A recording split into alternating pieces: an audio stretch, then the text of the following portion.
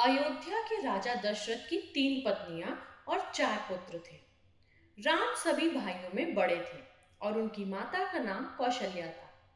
भरत राजा दशरथ की दूसरी और प्रिय पत्नी कैकई के पुत्र थे।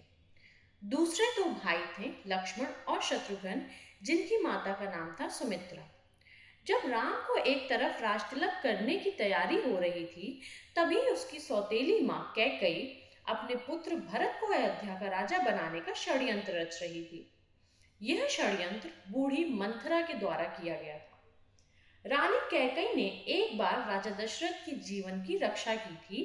तब राजा दशरथ ने उन्हें कुछ मांगने के लिए पूछा था, पर कैकई ने कहा, समय आने पर मैं मांग लूंगी। उसी वचन के बल पर कैकई ने राजा दशरथ के पुत्र भरत के लिए अयोध्या का सिंहासन और राम के लिए 14 वर्ष का वनवास मांगा।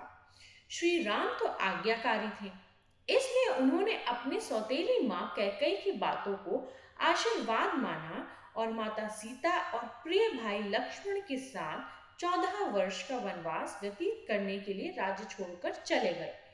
इस असीम दुख को राजा दशरथ सह नहीं पाए और उनकी मृत्यु हो गई। कैकई के पुत्र भरत को जब यह बात पता चली तो उसने भी राजगद्दी लेने से इनकार कर दिया।